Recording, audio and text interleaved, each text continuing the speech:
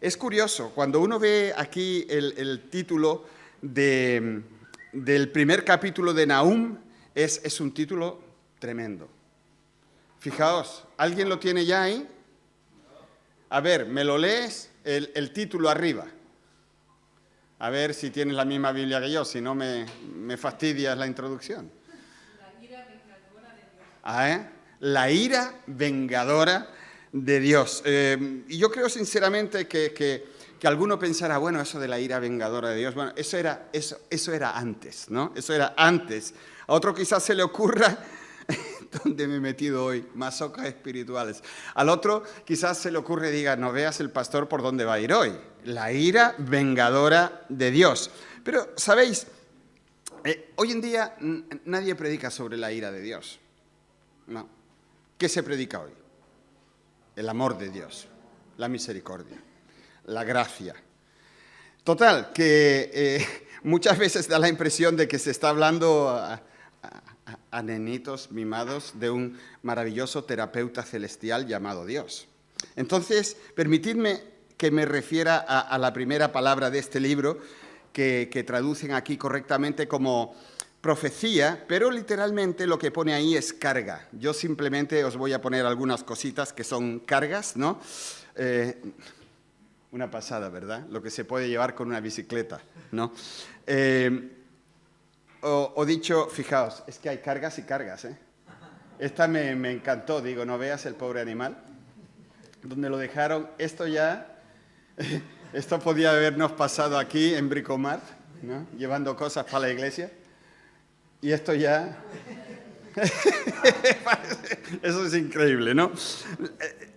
La cuestión es que, mirad, no sé si habréis escuchado alguna vez de lo que es descornar a una ternera. ¿Qué es descornar a una ternera? No del todo. ¿Se le cortan? No, el cuerno, los cuernos. Descornar no es degollar, es otra cosa. Descornar, se le cortan los cuernos, luego se le queman y entonces ya no puede cornear, ¿no? No sé si conocéis la palabra desuñar. Desuñar. Eso se le podría hacer a las suegras, pero generalmente se le hacen... Os lo tengo con las suegras, ¿eh? Se le hace a los gatos, ¿eh? Se le quitan las uñas para que no pueda arañar. O no sé si habéis visto, esto seguramente que sí, descolmillar serpientes. Se le quita el colmillo para que no pueda con su veneno pues matar a una persona, ¿no? Bueno, cuernos, uñas, colmillos, pero muchos intentan utilizar ese ¿no? De descornar, desuñar, descolmillar con respecto a Dios. Entonces ellos crean una imagen de Dios descafeinada, una imagen de Dios desmembrada, descornada, desigual, desesperante, desdichada y descoyuntada. Entonces, ¿cuál es el Dios que al fin y al cabo tiene la gente en la mente? Ese Dios que es único, que la Biblia dice que es todopoderoso, que es celoso, un Dios que es capaz de sentir ira. ¿Cómo lo hacen? Pues al final el Dios que nos sale por ahí es una especie de híbrido. Y yo os muestro el Dios de la sociedad aquí en España. Un híbrido entre el Papá Noel, ¿no? Mezclado con el Gran Wyoming, ¿eh? Lo conocéis, ¿verdad? De las noticias de La Sexta, el Gran Wyoming, el Papá Noel, y luego le metemos un poquito de elementos de un buen abuelo. ¿Eh? ¿Lo conocéis? ¿No? Vale, entonces, ¿sabéis? Al final, el Dios que la gente tiene en la cabeza es pura idolatría, porque un Dios así tú te lo puedes montar, pero un Dios así no existe. El Papá Noel es aquel, Dios que necesito no sé qué, si me lo das creo en ti. ¿Qué es lo que quieres que te dé? Un coche, un novio y el piso. ¿No? Papá Noel. Luego el otro, el Gran Wyoming, que mira, cualquier cosa es posible. O el abuelo, Dios mío, perdóname, yo sé que tú no te enteras de todo, pero bueno, no pasa nada. Total, y eso es idolatría. La Biblia llama eso idolatría porque cada uno se hace a Dios de una manerita que lo pueda llevar, pero eso no es Dios. Dios lo que quiere cuando Él se presenta en la Biblia es liberarnos de la idolatría, de ideas falsas de cómo es Dios, de quién es Dios y de lo que Dios hace, ¿vale? Y aquí se está presentando de una manera concreta, y cuando habla de la ira vengadora de Dios es un aspecto que Dios quiere mostrarnos que tiene que ver con Él. Entonces, aquí en Nahum, este profeta da también la impresión de predicarle a la gente equivocada, porque él comienza aquí, si lo veis un poquito más a la derecha en vuestras Biblias, dice, anuncio de la caída de Nínive. Está en Judá y está predicando sobre Nínive, que es una ciudad que estaba bastante lejos. Y es un mensaje que le hubiera encantado a Jonás, porque no es un mensaje de reconciliación, sino aquí habla de un mensaje de un Dios serio, de un juicio inapelable, de algo que no se puede cambiar. Ay, que le hubiera gustado a Jonás decirle eso a los ninivitas, ¿no? Pero no, le toca aquí al profeta Nahum. Ahora, ¿por qué el profeta Nahum le da un mensaje a Nínive estando ahí en Judá? Pues es muy fácil de entender, porque el pueblo de Dios debe de aprender que el principio que Dios trate de comunicar a cualquier pueblo, a cualquier situación, es bueno tenerlo en cuenta porque luego nos lo va a aplicar a nosotros.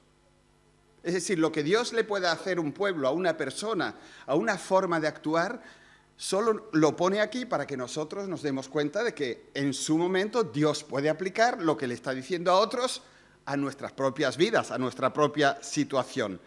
¿Y cuál es el principio que Dios está intentando aplicar aquí o enseñar? Dios, por medio de Nahum, lo que nos quiere decir es que nadie puede simplemente pasar de Dios cuando Dios dice, yo te hablo. Yo te estoy dando un mensaje a ti. Nadie puede pasar de Dios simplemente así, y tampoco nadie puede pensar que puede pecar impunemente en la presencia de Dios. Y pecar en la presencia de Dios es en toda la vida. Entonces, primero Dios dice, mira, de mí no se puede pasar como si fuera nada. Y delante de mí tú no puedes pecar como te dé la gana de una forma impune y vas a pensar que a ti no te va a pasar nada. De eso nada. Por eso se está hablando aquí de la ira vengadora de Dios. Así que si en algún momento de tu vida tú tienes la sensación de que Dios te ha hablado, yo te recomiendo realmente que lo escuches y lo obedezcas, porque si no, tú te vas a encontrar con una faceta muy particular del carácter de Dios, una faceta de la cual generalmente a nosotros aquí delante no nos gusta predicar, que es la ira de Dios. A mí me llegan muchas cosas, ¿no? Por ejemplo, mi mujer, Anne, a ella Dios le ha hablado por medio de sueños. ¿A quién de vosotros le ha hablado Dios por medio de un sueño? Que levante la mano. Unos cuantos, vale. A otros les ha hablado con un texto bíblico muy concreto. ¿A quién le ha hablado con un texto bíblico muy concreto? A un buen número. A otros les ha hablado por medio de un mensaje. A otros los ha tocado, como a mí, por la historia de otra persona, que era mi propia historia, y me di cuenta, si Dios ha hecho eso con esa persona, lo va a hacer en mi vida también. A mí me fue así, es decir, lo que nosotros llamamos por el testimonio de otra persona, y te quedas, así es Dios, ¿no? Entonces, cuando Dios habla, lo mejor que nosotros podemos hacer es prestarle mucha atención a ver qué nos está diciendo a nosotros, porque yo me imagino que esto es una pasada. Si a vosotros os llama un día el presidente, que no sea Sánchez, que hayan cambiado ya, ¿no? Te llama el presidente y te dice, ¿aló? Ay, pobrecita, que no sea Maduro tampoco, ¿no? ¿Aló? Aquí está el presidente. Tú te pones firme y dices, sí, señor presidente, aquí fulanito de tal. Es algo tremendo, ¿no? Es algo que te tocaría. Imagínate, Jack, que te llama Trump y te dice, no me gusta que usted vaya a los países árabes, a usted le voy a cortar las orejas. Entonces, ya tú dices, vale, señor presidente, ¿la izquierda o la derecha? ¿No? Pero imagínate, Dios te habla, Dios te da una palabra concreta para tu vida, y cuando Dios lo hace, mejor es ponerse firme. A ver qué es lo que Dios me está diciendo, me está queriendo dar a entender. Entonces, aquí la situación, mirando a Nahum y a su mensaje, está clara. Dios mira hacia la ciudad de Nínive y ya ha finiquitado la existencia de Nínive. Y eso es tremendo. Yo no sé si sois conscientes de que cuando Jonás estuvo en Nínive predicando fue en el año 750 a.C. Cuando Nahum dio su mensaje era 650 a.C. Es decir, no es así que Dios le diera un mensaje de misericordia a Nínive y a la semana siguiente dijera, ya me he cansado, vamos a quitarlos de en medio. Sino que ha pasado un siglo entre un mensaje y otro. Eso hay que tenerlo en cuenta para ver cómo Dios está actuando ahora. Entonces, cuando Jonás estuvo allí y predicó, hubo un oír de la palabra de Dios, hubo un avivamiento, una sensibilidad de la gente, se arrepintieron, lloraron por su pecado, se dieron cuenta de que estaban mal delante de Dios y enmendaron sus caminos. Pero luego viene el desastre, ¿no?, de que Dios tiene hijos, pero Dios no tiene nietos. Porque los hijos y los nietos de aquellos que se arrepintieron ya se han olvidado y Nínive es una ciudad totalmente destrozada. Cuando Nahum comenzó a profetizar, la gente pensaba que Nahum estaba más o menos loco. Nínive, es decir, la capital del imperio asirio, estaba en el apogeo de su poder. No hacía mucho que ellos habían bajado hasta Egipto y habían conquistado la ciudad de Luxor o Tebas. Luxor, mucha gente va hoy en día a Luxor a ver las maravillas en Luxor. Pues los asirios desde Nínive habían conquistado aquello que era una ciudad que se decía que era inexpugnable, ¿no? Los asirios parecían imparables y su capital, Nínive, era una fortaleza total. Era una ciudad construida al lado del río Tigris y por al lado le pasaba otro río que se llamaba Kosr. Pero bueno, eso no es importante. La cosa, ¿habéis oído Mosul? La ciudad de Mosul con tantas batallas ahora y tal, pues estaba enfrente de Mosul, Y entonces se dice que en la muralla que rodeaba a la ciudad de Nínive, escuchad esto porque es tremendo, podían ir varios carros y hacer carreras. Varios carros con caballos, de eso del tipo Ben-Hur. ¿Os acordáis de Ben-Hur? Bueno, pues tenía 21 kilómetros la muralla y era lo suficientemente ancha para que hasta 5 carros, otros dicen 12, no lo sé, fueran uno al lado de otro y hicieran una carrera en esa muralla. Imaginaos la muralla que tenía esta ciudad. Y entonces la profecía de Nahum espanta y confunde a mucha gente por la dureza de sus palabras, porque dice, mira, esta ciudad, que es la capital del mundo, que eso es para todos inexpugnable, Dios la va a dejar por los suelos por causa de su pecado. ¿De acuerdo? Y entonces es muy fuerte, ¿no? Porque el imperio asirio, sabéis que llegó a su final, que fueron los babilonios y los medos, los persas, lo arrasaron. ¿Sabéis lo que le pasó a aquella ciudad? Pues que empezó a llover y los ríos subieron. ¿Y qué pasa cuando los ríos suben? Que se llevan la tierra. Y parece ser que de tanto que se llevó la tierra, 4 kilómetros de la muralla hicieron boom y se cayeron. Y el ejército enemigo entró y arrasaron a la ciudad de tal manera que hasta 1800, lo tendría por ahí, 1800 y pico, la gente no creía que Nínive hubiera existido jamás. Había un montículo ahí, que se pensaban que era una montaña, y uno que creía en la Biblia empezó a hacer ahí excavaciones y encontró a Nínive. Tan destrozado quedó aquella ciudad que aquel imperio desapareció de una forma total y completa. Ahora, Nahum nos invita a que nosotros nos acerquemos en cierta manera a Dios. Fijaos lo que dicen los primeros versículos. Profecía acerca de Nínive, libro de la visión que tuvo Nahum de Elcós. El Señor es un Dios celoso y vengador, Señor de la venganza, Señor de la ira. El Señor se venga de sus adversarios, es implacable con sus enemigos. El Señor es lento para la ira, imponente en su fuerza. El Señor no deja a nadie sin castigo. Eso lo dice la Biblia, no lo estoy diciendo yo, ¿de acuerdo? Entonces, son 3 lecciones que vemos aquí acerca de Dios. Primero, lo que Dios nos está diciendo aquí es que Él cuida de los suyos. Fijaos, por favor, da la impresión de que aquí se nos presenta un Dios protector, un Padre poderosísimo, pero cuando se nos dice aquí que Dios es un Dios celoso, no es un Dios que tenga celos en el sentido de vi a mi novio con otra. Entonces, eso es ponerse celoso. Pero ser celoso es otra cosa.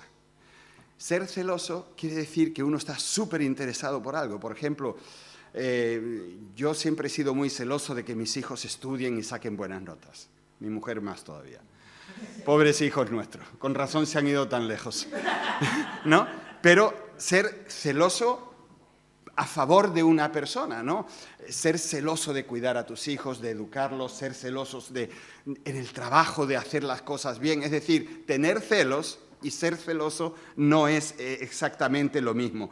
Por eso cuando la Biblia nos dice que Dios es celoso, no nos dice que Dios se desahogue dejándose llevar por esa pasión de los celos, sino que Él nos cuida, que Dios protege a los suyos, que Dios ama a los suyos y que, por lo tanto, Él no puede tolerar el pecado sin castigo. Y mucho menos cuando ese va dirigido contra sus hijos, porque eso iría contra su propia naturaleza. Mira, si tu hijo no hace una cosa bien, y menos mal que aquí no estamos con el presidente Sánchez, si tu hijo no hace una cosa bien y tú quieres que tu hijo se enderece, ¿qué le haces?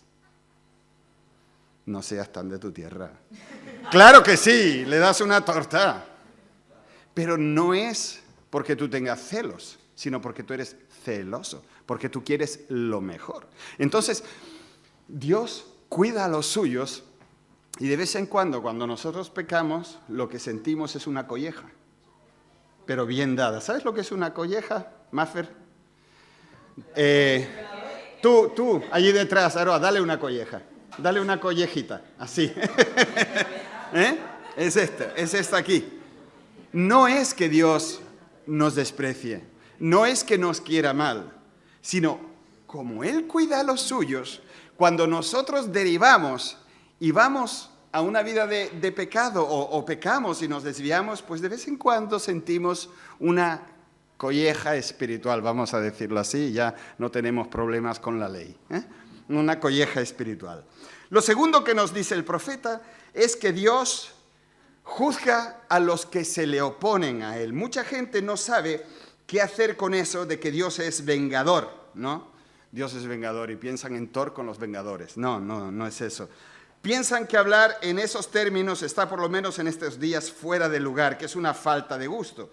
Se piensa que el amor de Dios hace imposible que Él sea un Dios que juzga a los que se oponen, o como aquí dice, un Dios vengador, ¿no? Pero me gusta una historia de Moody. Él era un gran predicador en los Estados Unidos y él dice, para hablar de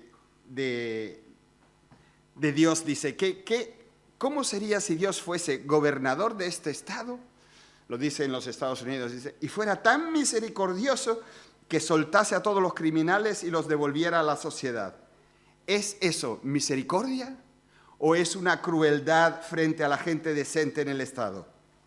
Si un gobernador hiciera eso, la gente lo echaría fuera.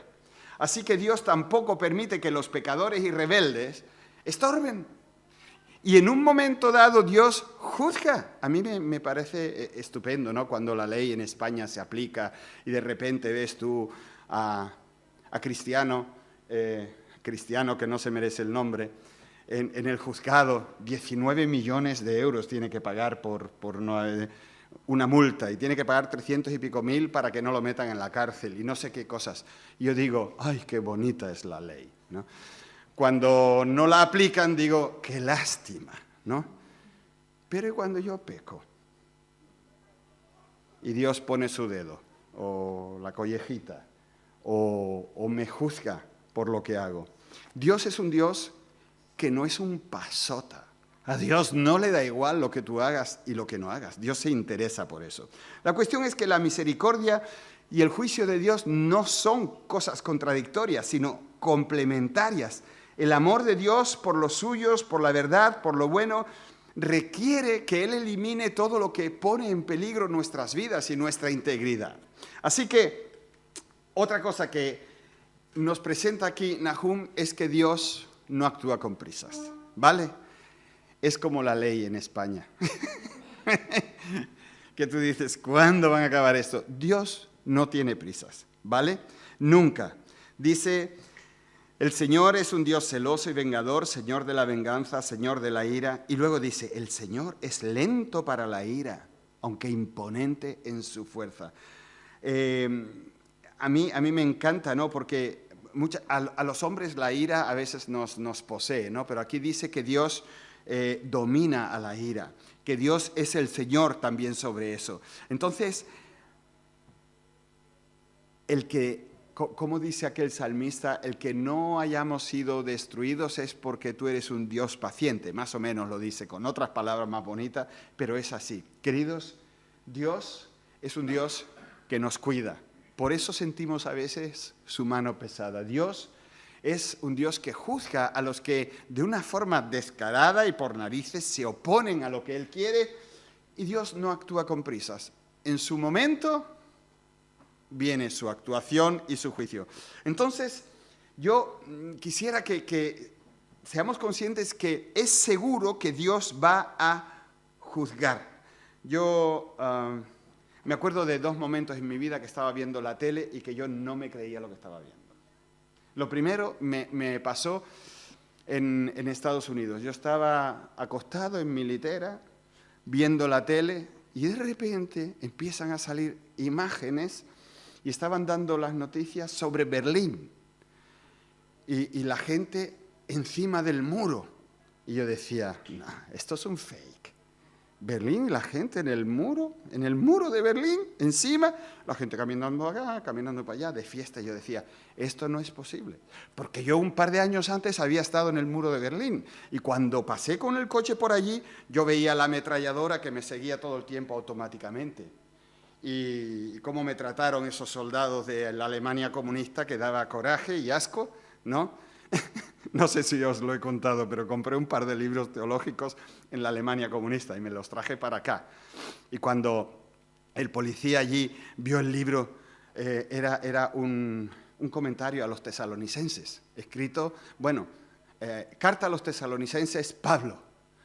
¿Quién es Pablo? Digo yo, un apóstol de Jesucristo. Dice, ¿y dónde vive? Dijo, pues, no podía yo decirle dónde vivía Pablo, ¿no? Y me hicieron preguntas como si Pablo andara por allí y fuera un anticomunista, ¿no? Aquello me dejó, ¿no? Pero la cuestión es que yo no podía creer que aquel muro se estaba yendo abajo, que la gente lo estaba pasando, que el imperio comunista se había acabado allí. No me lo podía creer. Otra vez estaba yo en mi casa, aquí en Málaga, sentado en el salón con la boca así de abierta y veía una de las torres de Nueva York ardiendo. Yo estaba mirando aquello y yo decía, esto no puede ser. Y había 2 chicas americanas visitándonos, ¿no? Y las chicas estaban que no se lo creían y en ese momento se ve una sombra y ¡boom! Otro avión que se estampa contra la segunda torre. Y veíamos aquello, oíamos los comentarios y yo decía, esto no puede ser, esto no puede ser. Y de repente empiezan las torres a caerse. ¿Lo habéis visto eso? Eso es algo que tú dices, no es posible. En un plis-plas, el centro de la economía mundial, que eran esas torres, se vino abajo. Yo no me lo creía. Por eso cuando el Nahum anuncia en el versículo 8 de que Dios va a destruir a Nínive, nadie se lo podía creer. Es como decir, pasado mañana Nueva York no existe. Venga ya, hombre, ¿cómo es posible? Pues algo así sucedió, algo así sucedió. Entonces, Dios es un Dios que realmente juzga. A Dios no nosotros no podemos simplemente obviar y decir, bueno, Dios juzga y sus juicios están aquí en la Biblia y nosotros, cada uno de nosotros, tenemos que responsabilizarnos delante de Dios de lo que ha sido nuestra vida. Por eso, hermanos, a mí me encanta tanto la cruz donde Cristo murió. Porque yo sé que el día que yo esté delante de Dios y Dios me pida cuentas, pues mira, ¿sabes lo que voy a hacer? Yo voy a decir, Jesús, échame una mano, que el Padre es muy serio, que me da no sé qué. Y Jesús va a venir, y como dice la Biblia, Él va a ser mi abogado. Y yo voy a decir, Padre, yo me escondo detrás de la cruz de Cristo porque Cristo pagó mis miserias. Porque si yo no pudiera hacer eso, si yo no pudiera depositar mi fe en lo que Cristo hizo, ¿qué voy a hacer delante de Dios? ¿Qué vamos a hacer nosotros delante de Dios si cada tercer pensamiento que tenemos es malo? ¿Qué vamos a hacer? Apoyarnos en lo que Cristo hizo en la cruz a nuestro favor. Entonces, aquí ocurre todo lo que este hombre había predicho y fue redescubierta, antes os dije 1800 y pico, en 1840, porque nadie pensaba que Nínive hubiera existido jamás. Así de fuerte fue el juicio. ¿Por qué los juzga Dios de una manera tan radical? ¿Qué es lo que había ocurrido? Pues simplemente que le habían dado la espalda a Dios y habían vivido como si Dios no existiera. Yo no sé quién de vosotros ha escuchado alguna vez de este Wilkerson, del pastor Wilkerson, el que fundó Teen Challenge y La Cruz y el Puñal y todo eso. Y él, predicando sobre su país, Estados Unidos, dijo, Dios sería profundamente injusto si a Nínive le hizo lo que le hizo y a Sodoma y Gomorra le hizo lo que le hizo y a nosotros no nos hiciera nada. Porque nuestro pecado, decía él, es peor que el de Sodoma y Gomorra y mucho más grave que el de Nínive. ¿Vosotros creéis que podemos hablar así de España? Yo sí lo creo. Solo cada año abortan a más de 150.000 niños y eso es los números oficiales. Yo no sé cuántos mataban los asirios, pero no creo que hayan matado a tanta gente como España desde que tenemos el aborto. Para nada, porque si no hubieran dejado el mundo vacío en aquel entonces. Es algo tremendo. Nuestra sensación de pecado y de impunidad es tremenda, pero a Dios no le da igual todo eso. Entonces, Dios juzga porque ellos eran un pueblo depravado, ¿no? Dios descorre el telón en el capítulo 3, versículo 1, y los llama ciudad sanguinaria y traidora, repleta de rapiñas, insaciable de despojos. ¿Sabéis lo que ellos hacían para llevar a los presos en fila? Es tremendo, porque ningún pueblo en la antigüedad era como ellos. Los agarraban con un anzuelo y se lo clavaban aquí, por ejemplo, o aquí, o se lo clavaban donde fuera. Y ese lo clavaban a otro. Iban anzuelados la gente. Y así llevaban a sus presos. Es decir, y si te ponías con mucha historia, te cortaban la lengua como si nada. Es decir, que era un pueblo tremendamente sanguinario. Pero nosotros decimos, es que eran unos bárbaros. Pero queridos, ¿y nosotros qué somos? Cuando a criaturas que aún no han nacido los sacrifican porque no te va bien, porque ahora mismo pues no me viene la cosa, ¿no? Ellos no solo estaban bien depravados, sino que eran unos idólatras consumados y totalmente inmorales. En la Biblia habla de que eran unos fornicarios, de que practicaban la hechicería y todo eso. Bueno, ¿y aquí qué? ¿Y aquí qué? ¿No es lo mismo lo que hace la sociedad en la calle? Llegar virgen al matrimonio. ¿Pero tú de qué siglo eres, tío? Reaccionario, fundamentalista.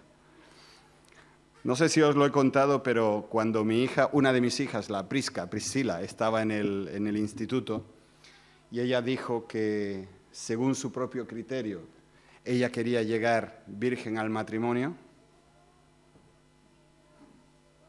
se quedó sola. Entonces, ¿quién quiere condones? y repartieron condones a los chicos y a las chicas. Y mi hija dijo, no me hace falta, porque yo, tú, hasta el matrimonio, no me digas. No me digas. Y entonces ella allí y toda la clase aquí. No es fácil, no es fácil por lo que te enseñan, por lo que te dicen que es lo correcto, que es lo bueno. Entonces ellos no solo eran gente idólatra y depravada, sino que eran muy arrogantes, ¿no? Ellos habían conquistado Luxor, lo habían hecho polvo y estaban, cualquiera puede con nosotros. No podían imaginarse que Nínive iba a caer en menos de nada. Todo lo que son poderes fácticos, ideologías, formas de ser, todo eso en un momento se puede ir. En un momento puede desaparecer. Así que voy a llegar al último punto que tiene que ver con lo que Dios quiere decirnos hoy a nosotros, ¿no? Porque salvar la distancia entre aquella historia y nuestra sociedad ahora no es nada fácil, ¿no? Bueno, un hecho importante. Dios tiene en cuenta el pecado, ¿vale? Cualquier pecado, nuestro pecado. De ahí que sea algo muy sano respetar la naturaleza y el carácter de Dios. Mirad, cuando yo era niño, me encantaba ir a la playa. Soy de Canarias, vivía al lado de la playa, y entonces la playa de las canteras. ¡Ay, qué playa, señor! Pues yo siempre estaba allí en la playa. Y de vez en cuando era niño, veía que los guardas de la playa estaban intentando rescatar a alguien antes de que se ahogara. Y ya, cuando estaba alguien ahogándose, una cosa era segura. Son guiris, son extranjeros. Claro, ellos veían el mar azul y bonito, pero no sabían nada de las corrientes que van por debajo. No veían el peligro mortal de las mareas, y lo mismo ocurre a veces con Dios.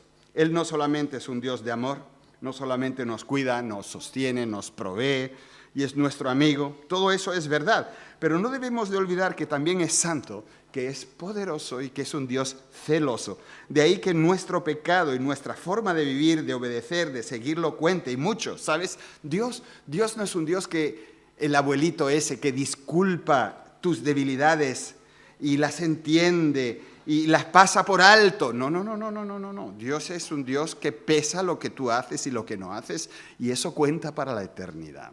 Por lo tanto, nosotros debemos ser conscientes que Dios hoy es el mismo y Dios tiene en cuenta el pecado. Otra cosa que debemos de recordar es que Él nos ofrece su gracia.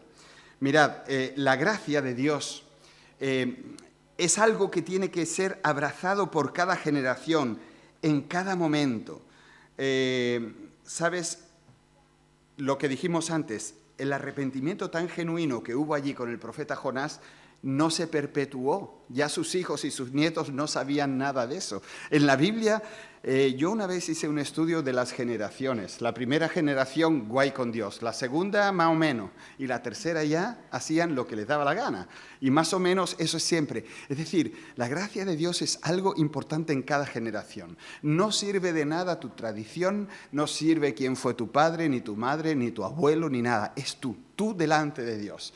¿Qué haces tú delante de Dios? ¿Cómo te comportas tú delante de Dios? Entonces, lo que Dios quiere es que en nuestra vida haya arrepentimiento, que haya un reconocimiento de que hemos pecado, de que hemos vivido sencillamente de espaldas a Dios, y cuando ese arrepentimiento llega, Él nos ofrece su gracia, porque Dios es así. Dios no es un Dios que nos da lo que merezcamos. Si Dios nos diera lo que nos merecemos, ¿dónde estaríamos? ¿No? Pero a ver cómo era aquello que siempre me gusta repetirlo, y así sé si todavía me acuerdo. La misericordia de Dios es que Dios no nos da lo que merecemos. Y la gracia de Dios es que Dios nos da lo que no merecemos. ¿Lo habéis pillado? Qué bonito, qué bonito. La gracia de Dios dándonos perdón de los pecados, reconciliación, vida eterna y un largo etcétera. Y lo último, el tercer hecho. Y yo quiero que te quedes con esta palabra de ánimo. El libro de Nahum es un libro que al final anima. ¿Sabes lo que significa Nahum? El nombre del profeta. Consuelo. Consuelo. Tenemos un chico en la iglesia que se llama Nahum, allí en Málaga, ¿no? Y es un nombre muy bonito. Consuelo. Aquí en España las mujeres son las que se llaman Consuelo. Tendríamos que llamarlas Nahuma o algo así por el estilo, ¿no? Fíjate, voy a leerte algunas palabras que están en este libro, porque Dios es un refugio seguro para los que se fían de Él. 1:7, bueno es el Señor, es refugio en el día de la angustia y protector de los que en Él confían. Nosotros podemos ser como somos o haber sido como hemos sido, pero el Señor está tendiendo su mano para ser un refugio a aquellos que confían su vida en Él. 1:13 dice, voy a quebrar el yugo que te oprime, voy a romper tus ataduras. El Señor sabe que como personas muchas veces estamos atados y promete que Él quiere romper esas ataduras y quitar ese yugo, eso que nos tiene como aplastados, que no nos deja vivir. O en el versículo 15 del mismo capítulo dice, mirad, ya se acerca por los montes el que anuncia las buenas noticias de victoria, el que proclama la paz. ¿Sabes? Dios nos defiende. Dios es nuestro escudo. Él no olvida que los suyos confían en Él en medio de las tormentas de la vida. Y si tú piensas en ti personalmente, debes de tener la conciencia de que Dios se interesa con una pasión especial por ti. ¿Puedes imaginarte que Dios conozca tu nombre? ¿Puedes imaginarte que Jesús, cuando estaba en la cruz, estaba pensando en ti? ¿Puedes imaginarte algo así? Yo sí, porque Él es Dios. Y Él conoce nuestros nombres. Él sabe del propósito que tiene para nuestras vidas. Entonces, hermanos, para nosotros los que conocemos a Cristo, dejemos los falsos compromisos de lado. ¿Nuestro Dios es santo o es 3 veces santo? 3 veces santo. Es un Dios increíble. Entonces, Él quiere que te comprometas con tu vida con Él. Y aquellos que todavía no conocen al Señor deben de saber que Dios juzga, pero que aún estamos en un tiempo de gracia, donde Dios está salvando, donde Dios está cambiando la vida de la gente.